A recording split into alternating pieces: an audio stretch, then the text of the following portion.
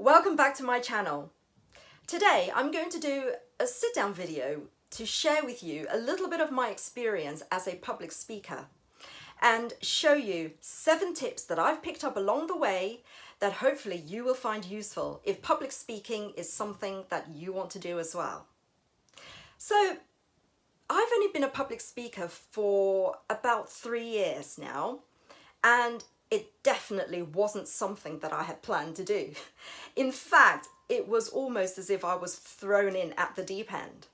So how it started was my brother, who is a property mentor and the chairman of Wealth Dragons, we run events together, and one very popular event, which is the Dealmaker Intensive, is one that we do at least 3-4 times a year. So going back about 3 years ago, my brother suddenly said to me, this was about 4 days leading up to the event, he said to me, "Oh sis, I need you to speak at Dealmaker Intensive this time." And I just thought, what? I've never been trained. How do you expect me to just get on stage and talk to over 100 people? I was, just the thought of it alone absolutely terrified me. But he said, there is really nothing to be afraid of, because you are there as a teacher, just simply sharing your knowledge and expertise with your audience. So it didn't really make me feel any better. And I remember just before I got on stage, I actually felt physically sick. But thankfully, because I used to be a concert pianist, and this is going back many years ago, so I sort of remembered, the tricks that I used to use before going on stage to perform, and I sort of tried to think back to that to help me do my first event. And it was terrifying, and I remember when I got on stage and I did my introduction, my mouth was so dry that I could barely get the words out. But I survived, and I'm glad to say that from then on, every time I got on stage to speak, I learned and I improved slowly. So now I feel a lot more comfortable. I sometimes still get a bit anxious, but definitely, there are many tricks that you can learn to build up your confidence. So today, I'm going to share with you 7 ways to help you become a more confident speaker. Number 1, eye contact. Now, you might think that this is pretty obvious, but you'll be surprised at the number of speakers who will look down on the floor a lot, or they will sort of find a focal point in the back of the room and just keep looking at that anywhere but their audience. And that can actually be quite disconcerting from an audience point of view. Now, that actually reminds me of an English teacher that I had back in secondary school or high school. And I remember, we would all be sitting down at our desks in the classroom, and she'll be standing at the front, maybe explaining to us, she could be talking about Othello or something, but she will always look sort of up, just above us like that. She'll be looking up like this. All the while she was talking, she'll be looking up like this. And I actually found that really distracting, because I always used to think, what is she actually looking at?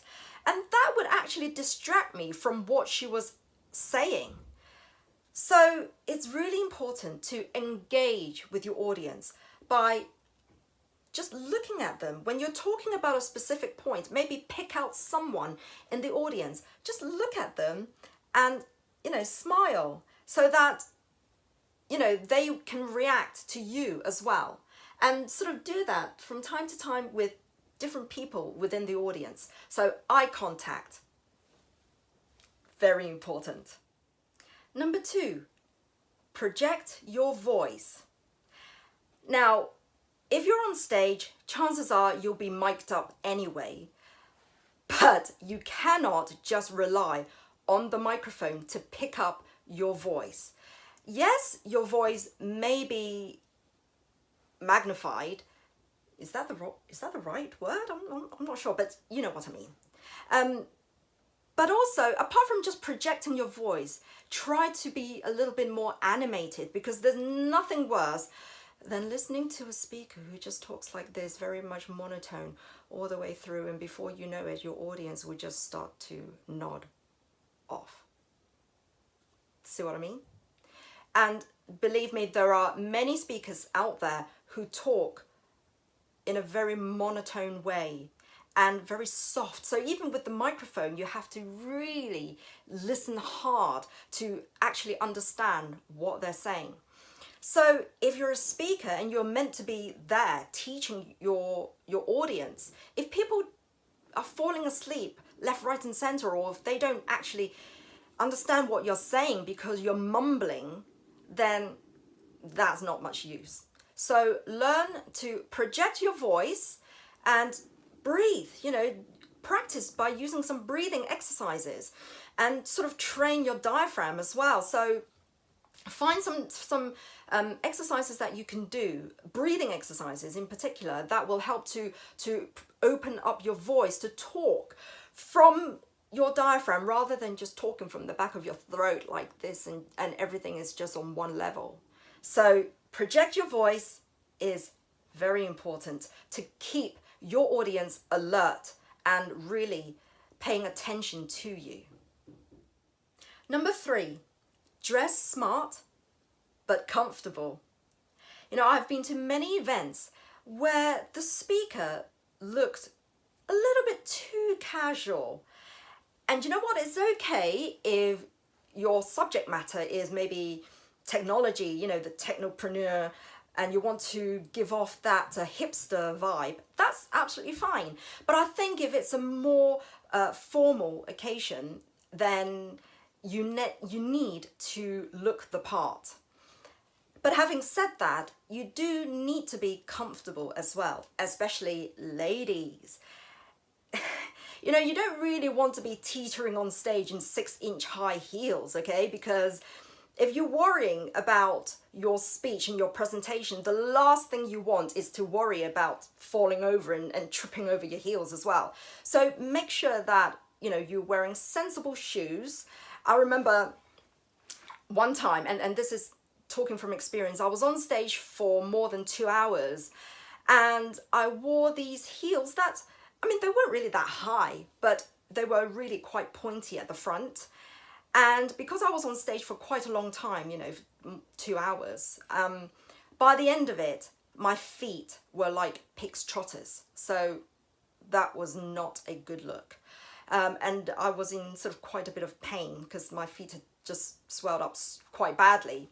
So you need to be sensible as well, look good, but make sure that you are going to be comfortable in your shoes, and also make sure that your outfit isn't too tight fitting as well, because you don't want to be too self-conscious.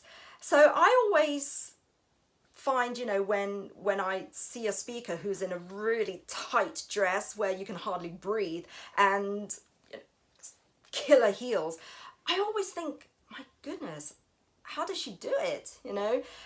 Not something that I would really recommend. So make sure that you dress smart, but you need to be comfortable as well. Because when you look good, naturally you'll feel more confident. Number 4, stand tall and smile. A lot of speakers, when they're on stage, especially those who are not very experienced, you might notice that they tend to slouch a lot, and they might sort of give the impression that they're sort of cowering like that. And of course, from an audience point of view, when you see a speaker like this, you'll know straight away that, they're not very experienced. So it's really important to have good posture when you're on stage. Just stand tall, feet slightly sort of shoulders width apart, and have your sort of head up So that, and when you stand with a good posture, naturally you will project your voice more as well. And this will definitely give off the impression that you're a confident speaker, you've been doing it for years, even if it's only your very first time. I remember when I was a music student at Guildhall, and my first instrument was piano, but I chose singing as a second study. And I remember my singing teacher used to say to me, "Florence, darling, you know, when you're on stage, if your performance isn't going well, just remember two things. Boobs and teeth, darling, boobs and teeth." Well, I wouldn't quite, go that far, but you catch my drift. I think she kind of makes sense. Just act as if, just smile, and I think that will always make a big difference. And your posture, standing tall, again, that will just immediately give the impression that you know what you're talking about, you're experienced and you're confident. Number 5, it's okay to not know it all. As a speaker, you're kind of expected to be the expert on the subject that you're teaching. And that was something that I was really worried about when I was going to do my first event. And I asked my brother this, well, what if the audience ask me questions during Q&A and there's something that I actually don't know? And then his answer was, well, then just say you don't know. And that is the truth, because just because you're there sharing your experience and your knowledge doesn't mean that you know everything about everything. So if somebody asks you something that you actually don't know, it's okay to say, "That's a very good question. I don't quite know the answer to that. Let me get back to you later on if that's all right." So that's one way of answering. Or you could always say, "That's an excellent question. Does anybody in the audience know the answer to this? Can anybody tell me?" So that way you're actually involving the audience as well, getting them to participate in your talk. So that's a very good way of handling a question that you don't know. But the truth is, nobody can possibly know everything about everything. So it is okay to not know it all. So relax. But certainly you definitely know more than the people that are in the audience, and that's all you need to know. Number 6, don't rely on slides.